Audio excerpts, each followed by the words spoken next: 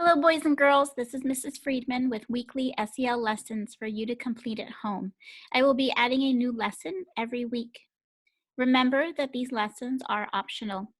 Included in each weekly lesson will be a video for you to watch, some questions to think about and discuss with family members or on your own, and then an activity to complete.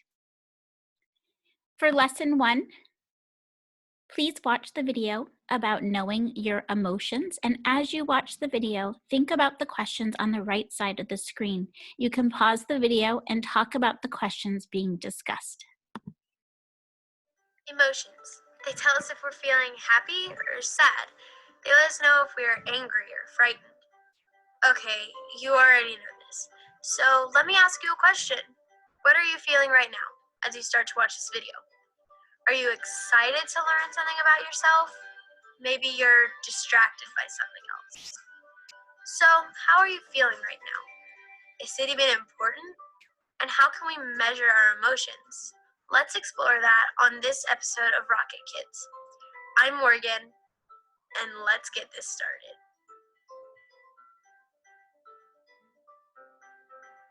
Emotions are part of being human. We all have them, and they can change throughout our day.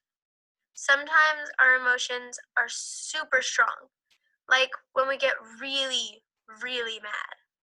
Wait, I have something right here that can help us see exactly what I mean. I'll be right back. This is my emotion intensity chart. This is how it works. Super strong is up here. Super mild is down here. So, we may be way up here when we are really, really mad. Or way super excited about something. Here, our emotions may be seen much more easily. Like we may frown or even lash out if we are super mad. We have a giant smile on our face and jump for joy when we are super excited. Down here, our emotions are what I call super mild. Like when you're just relaxing quietly or reading a book. Here, we may not be showing anything like facial expressions and body language. So they may be harder to recognize, but they're still emotions. Maybe the intensity of your emotion is in between these two extremes. So that's my chart, and now that we know our emotions can land anywhere from here to here, let's take a quick look at emotions and what they really mean. Emotions let us know what we are feeling and help us know how to react. Remember when you were a baby? No? Me neither. But I have seen pictures. This is me as a baby. When I was a baby, I couldn't tell how I felt. So, what did I do? I would laugh, cry, or cuddle up with my mom. That's how I express my emotions. But as we grow up, we start to understand these emotions and can put them into words. Here are 3 important things we should know about emotions. 1. Emotions come and go. Most of us feel many different emotions throughout the day. Some last just a few seconds. Others might linger to become a mood. 2. There can be many emotions. They can be mild, intense, or somewhere in between. The intensity of an emotion can depend on the situation and on the person. 3. There are no good or bad emotions, but there are good and bad ways of expressing emotions. Learning how to express emotions in acceptable ways is a separate skill.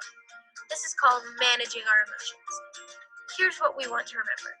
We all have emotions. It's a part of who we are. But just like anything else in life, when it comes to emotions, practice makes perfect. Make it a point to notice all the emotions you're having and how it makes you feel. Remind yourself there are no good or bad emotions, but how we express our emotions is super important.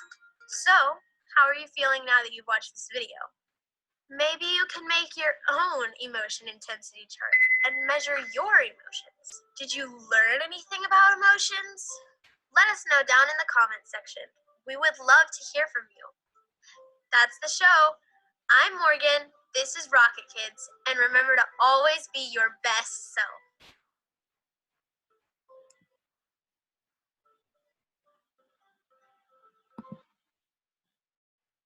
I hope you took some time to discuss the questions with others in your home or answered them on your own. Here are some of the important takeaways I had from the video.